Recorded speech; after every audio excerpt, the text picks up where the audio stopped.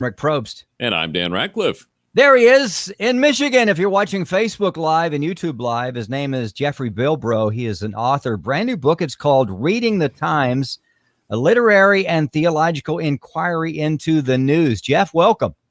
Well, thanks for having me on today. I'm gonna just the title alone. I'm duly impressed. I mean, that's I can't take credit for that. That's the publisher. Oh, okay. Well, okay. I'm still impressed anyway. Okay. Well, I do want to get into the heart of the book. I wrote down some of the quotes that I saw, and I love this. We'll just pick your brain about it. We're being formed by the media or news, not informed by it. I thought that was so well said. What do you mean by that? I guess I'm just trying to highlight the fact that we're not just getting information when we scan the headlines or scan our social media feeds, but we're also being kind of habituated to a way of prioritizing what's going on around us and a way of relating to the events of our time. So we should be cognizant and careful about which habits we find ourselves falling into. Definitely. And just watching the news, I mean, I was just thinking about this the other day. Growing up, and I'm a little over 50 now, but growing up, I do remember there being some politicization, I can't even say the word, of the news, but it's like now you can look I was at the gym the other day and just seeing the different news stations, you can tell immediately where they stand politically. They don't try to hide it at all. Yeah, and it can be easy to kind of get caught up in that politicized way of viewing everything, right? So even things that aren't overtly political or don't have much to do with typical partisan politics can get caught up into that narrative, just because of the way the media ecosystem is set up right now. And Jeff, there is a portion of people, I talk to them, not that I know a ton of people, but they say, I'm done with the news. I don't even like to read it, watch it, zip. And I don't know that that's something that we need to do either. Kind of help us with that. Yeah, the title of my book comes from a quote that I take from Thoreau, Henry David Thoreau, and his line is actually, read not the times, read the eternities. So he states it more as a dichotomy. And by kind of modifying his quote, I'm suggesting maybe we can read the times in light of the eternities. Maybe by rooting ourselves in God's word and in eternal truths, that can provide the kind of posture that we need to attend wisely to what's going on around us. So I wouldn't necessarily advocate, sticking your head in the sand and ignoring everything, but we should also not just immerse ourselves in everything that's going on. I guess I'm trying to think about how we might find a kind of a middle way.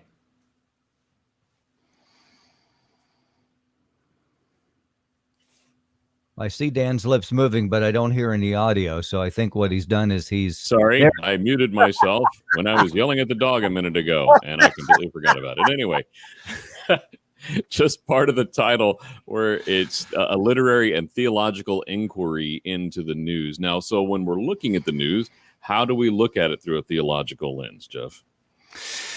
Yeah, and I try to point to some particular authors who are a lot smarter than I am about this for guidance. So there's different facets, I suppose. But one person I point to is Blaise Pascal, the French polymath theologian.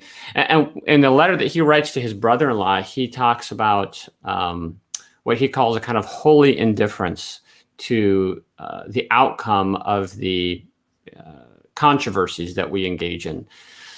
And he says that if we really believe that God is in control and that God controls the outcome of these debates and these cultural or political issues, then we are freed to care about them and to advocate for what we think is right, but without being overly emotionally worked up if our side seems to be losing, because ultimately it's not our responsibility to win. It's just our responsibility to act faithfully and obediently. And that kind of lowers the threshold of a lot of these conflicts. Yeah. Imagine us getting worked up about something. Yeah, like Yeah, an that old. never happens. Is that now? Did you? Now this is just. I think it was released on the 4th, if I'm not mistaken, of June. When did you start putting this together? What gave you the idea, or is this something you've had for some time?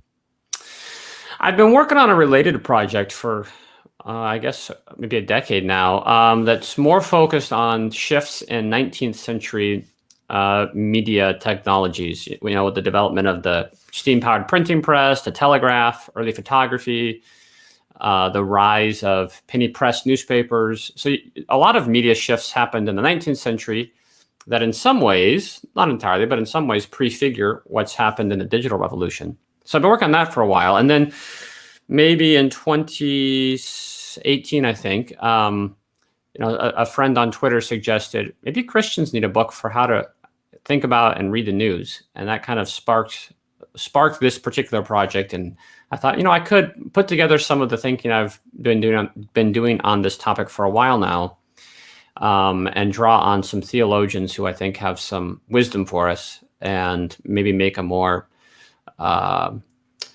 diagnostic and prescriptive book about how we might approach the news based upon this kind of long history of the media. So, Jeff, what kind of reaction have you gotten so far from folks who've read the book? I guess I've been surprised at how many people are paying attention. So I guess it's a topic that a lot of people agree is a challenge today. Mm-hmm. And so I've had the opportunity to talk with a lot of folks like yourselves, and so far the reviews have been pretty positive, so that's encouraging. But yeah, it's just been out for a few days now, so it's still pretty early. Jeffrey Bilbro's got a new book. It's called Reading the Times, a literary and theological inquiry into the news. Once folks have read it, what do you hope they'll walk away with? 2 or 3 points. I guess I hope they maybe find a way to put the news in its place. Think about the role it occupies in their emotional and spiritual lives, and think about the role it should occupy.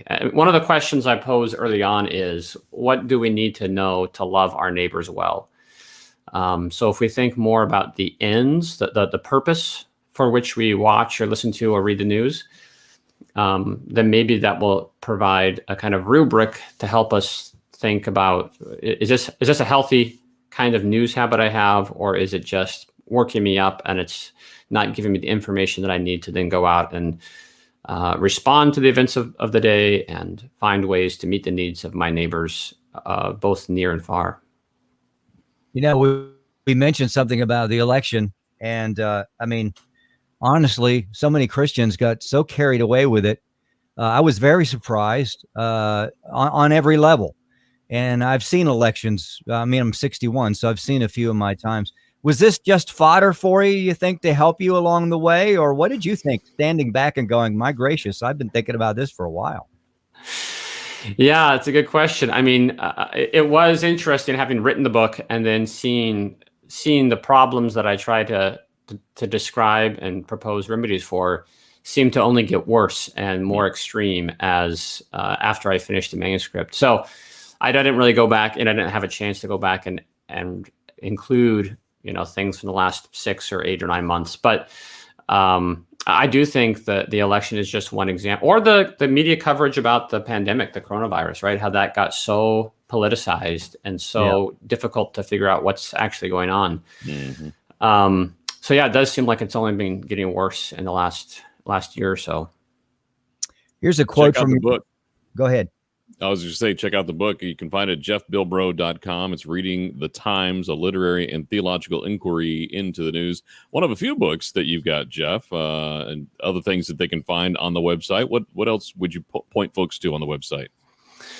Well, I guess my scholarly work usually has drawn on Wendell Berry, a Kentucky farmer and author. So that's kind of my particular background, but I also work on this. I serve as the editor for a website called Front Porch Republic that I guess publishes literary and cultural essays about localism and place. Mm-hmm. So I kind of care about those themes. Those are some of the other projects that I'm involved in. Cool. Jeff Bilbro, new book. Check it out. You can go to his website, Daniel Flash's website up there, jeffbilbro.com. It's called Reading the Times. We got to go to a break in just a second. No doubt, I mean, you finished this project. I'll bet there's another book or two in that head of yours. What are you thinking about? Yeah, I guess I'm kind of going back to my scholarly project about 19th century media shifts and thinking about what authors like Thoreau, but others as well, what kind of wisdom we might glean from looking at our digital media ecosystem in light of this longer history of previous technological shifts. Wow. Check it out. Jeff Bilbro, again, the book is called Reading the Times. Jeff, we appreciate you. Thanks for doing what you do. We got to take a break. We'll be right back. I'm Rick Probst. And I'm Dan Ratcliffe. This is Faith Talk Live.